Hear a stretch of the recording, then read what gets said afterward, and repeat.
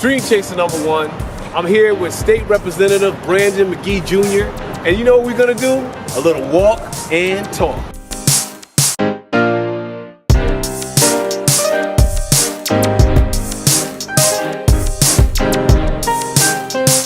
I got you here, I wanted to meet with you. I know that you got a lot going on right now. And you came up to the state capitol today because it's a special session. Yes, sir. So tell us a little bit about the special session first of all, but more importantly, how did a young, dapper young man like yourself become a state representative? I'm sure there's somebody out there that may want to do something like that. And so tell us a little bit about your story. Tell us why you're here today and let the people know about it. That's what's up. Well, first and foremost, thank you so much for this opportunity to share my story. Today here in the city of Hartford at the state capitol, we're discussing a deal between Sikorsky and the state of Connecticut on how do we retain jobs, revenue for our state, and obviously with the presidential debate, the talk is how do we bring jobs back to America? And so I like to liken that same conversation here in Connecticut. And so you have both sides, both houses, Senate as well as the House, coming in here to share why we believe Sikorsky should remain in the state of Connecticut and how we as Connecticut residents will benefit from those jobs. So we've been here all day talking, debating why we want to keep Sikorsky right here in Connecticut. So that's today, but let's take us back a few years ago when you made this decision to become a state representative. Tell us a little bit about it. Man, so a little over 3.5 years ago, I said I wanted to run for state representative. It didn't look like it was promising, right? Young guy from the north end of Hartford. Many people told me that it couldn't be possible. Why? Because you don't have money from the north end. Why? Who are you? Right. And so I always, as a matter of fact, between you and I and your viewers, I wanted to be the first black president. But Senator Obama, now President Obama, I think he beat me to the punch. I've always been interested in education. And why? Because I always felt that we could do better for our children. Children of color in some of our most underperforming schools.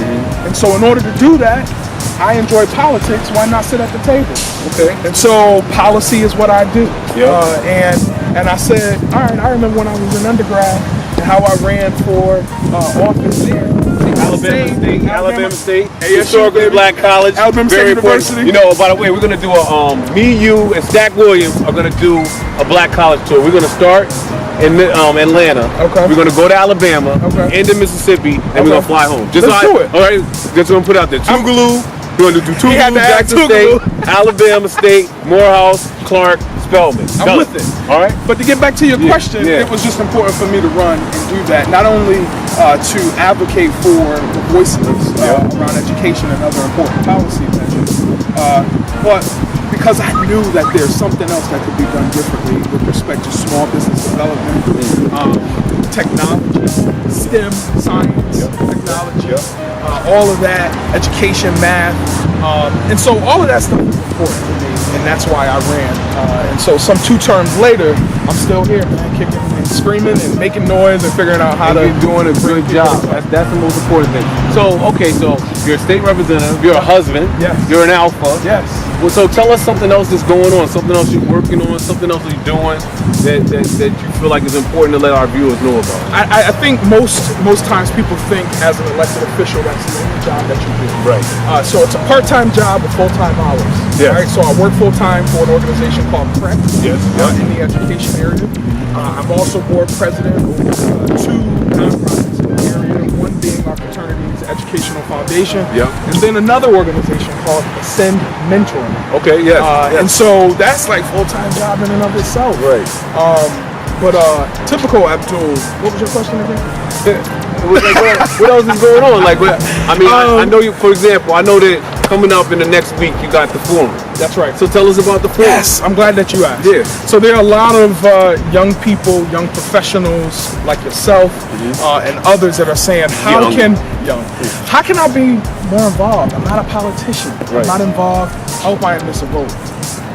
Y'all ain't hear a bell? No bell. Go ahead. Okay. Yeah, listen, y'all gonna He's not gonna edit this. So y'all gonna have me on the news. Oh, word? Yeah. All right, so y'all may need to go with me in there because I think the bell did ring. All right. So nonetheless, just to get to your point, Yep. I want to figure out how can we engage the new millennials in the political process. And so take what we do to social media, like what you're doing now, giving me a chance to talk to those who may not come to the state capitol to understand what's going on. Right. And so on October 8th, Saturday, October 8th, I'm inviting all of my colleagues to come together to talk about ways in which we can engage with the general public.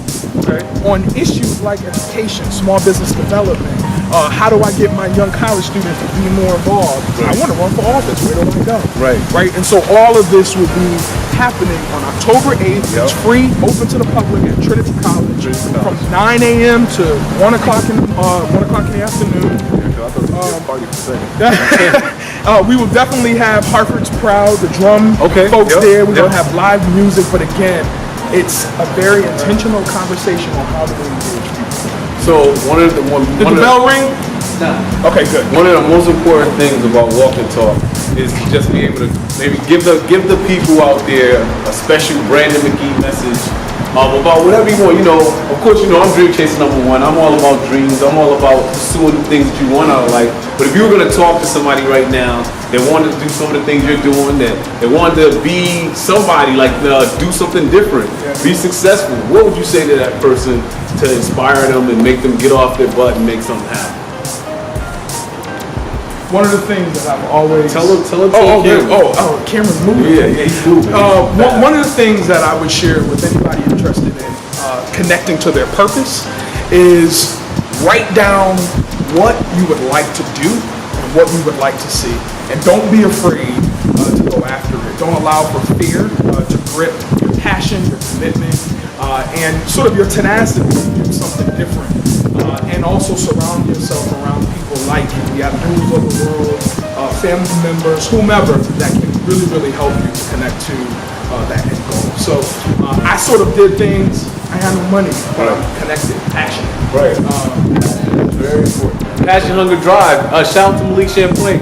So before we go, if somebody wants to get in contact with you, check me out on Facebook, Instagram. Just type in my name. I'm there. But you know what? If you didn't hear anything else during this walk to do, make sure you register to vote and vote on November 8th. November 8th. All right. I'm not going to tell you who to vote for, but I'm voting for Hillary Clinton for president. So if that's any indication of why you should do it, just think of me. Never stop dreaming. This has been Walk and Talk. Hey, get out there and vote, man. Any video. We did it again. See ya next time.